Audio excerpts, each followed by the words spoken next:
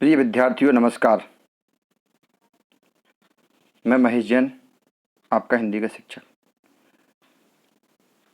कल हमने पढ़ा था वाराणसी प्रथम पाठ संस्कृत परिचय का। अब दूसरा पाठ है संस्कृत परिचयिका का अन्योक्ति विलासा, अन्योक्तियों का सौंदर्य। तो इसमें आपको जब पेपर में आएगा परीक्षा में अर्थ लिखने के लिए, तो आपको सबसे पहले लिखना पड़ेगा संदर्भ।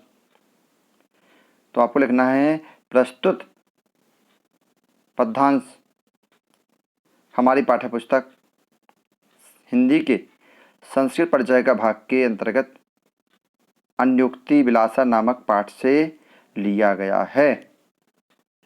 अब आपको लिखना है इसमें अनुवाद।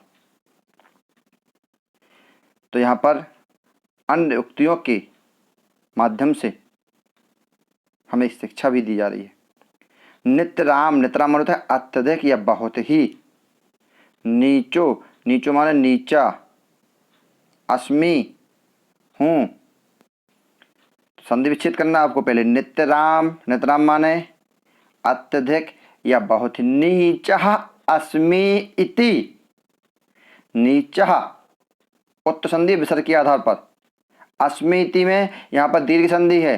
नीचः माने नीचा, अस्मि माने हूँ, इति माने इस प्रकार, त्वम माने तुम, खेद माने दुख, कूप माने कुएं। तो यहाँ कुएं के पक्ष में बता रहे पहले कि हे कुएं, मैं अत्यधिक नीचा हूँ। इस प्रकार तुम, खेद माने दुख, कदापि माने कभी भी, कदा धन अपि, कदा माने कब, अपि माने भी, तो कभी भी, माँ माने नहीं, या मत कृथा माने करो।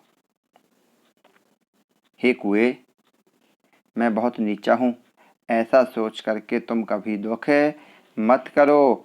अत्यंत सरस हृदयो, अत्यंत माने अत्यधिक, सरस माने उदार, हृदय माने हृदय वाले, क्योंकि तुम अत्यधिक उदार हृदय वाले हो। यतः क्योंकि, परेशान, परेशान माने दूसरों के, गुण माने गुणों को, गिरिहतासी, गिरिहता माने घृण करने वाले, असी माने हो। तो फिर से देख लो, यहाँ कुएं के पक्ष में बताया गया, हे कुएं, मैं बहुत नीचा हूँ, ऐसा सोच करके तुम कभी भी दुख मत करो। तुम, क्योंकि तुम अत्यंत उदार या सरस हृदय वाले हो और दूसरों के गुणों को ग्रहण करने वाले हो। तो इससे हमें क्या मिल रही शिक्षा?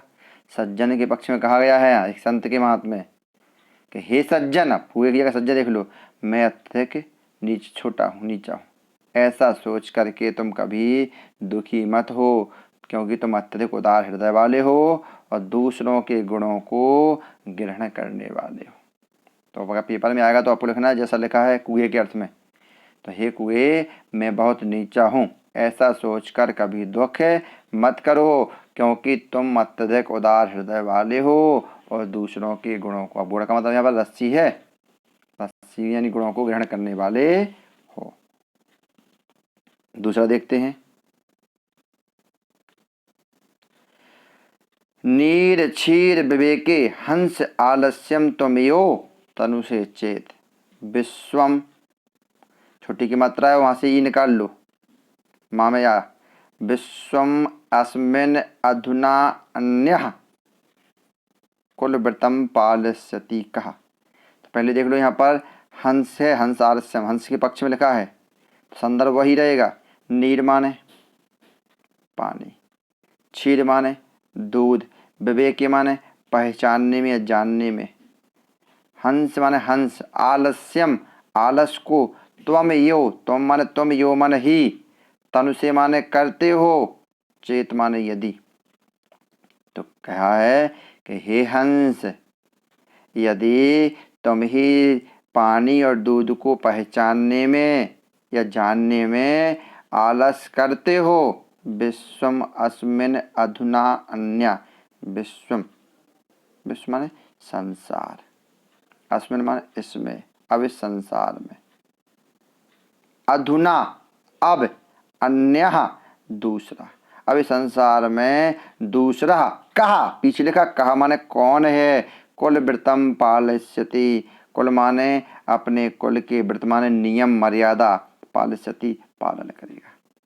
तो यहाँ कहा है, हे हंस, यदि तुम ही पानी और दूध को पहचानने में या जानने में आलस करते हो तो इस संसार में दूसरा कौन है जो अपनी कुल की मर्यादा का पालन करेगा।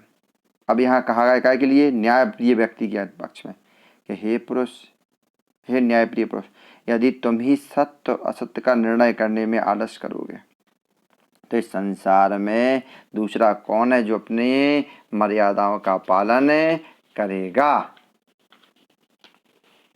आगे कोकिल, अब कोयल के पक्ष में है। कोकिल यापय दिवसान तावत बिरसान करील बिटपेशु यावत नाकता यावत अमिलद अलिमालह को अपी रसाला समुल्लसती।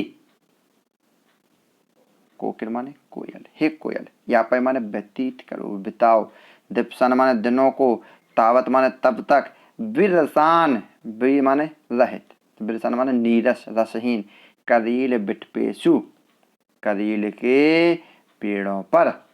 तो हे कोयल, तुम तब तक करील के पेड़ों पर अपने नीरस या रसहीन दिनों को व्यतीत करो। यावत नाकता, यावत माने जब तक, अमिलद अलिमाला, अमिलद माने होता है भौरा, अलिमाल अलिमद माने समूह, अलिमाल माने भौरा, जब तक भौरों के समूह से युक्त, को अपी कोई भी, रसाला आम का वृक्ष, समुल्लसति सुशोभित होता या सामने आता।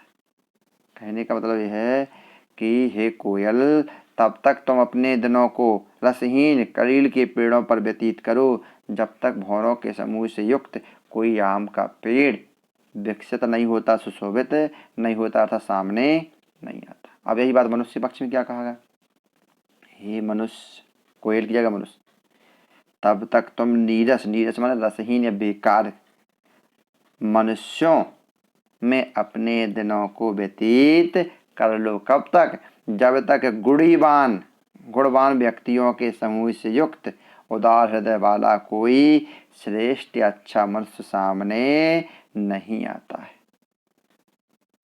तो यहाँ एक कथन के अनुसार दूसरे कथन के पक्ष में बात कही गई है। अब आपको क्या करना है, सबसे पहले चैनल को सब्सक्राइब करना है। ठीक। जय हिंद, जय भारत।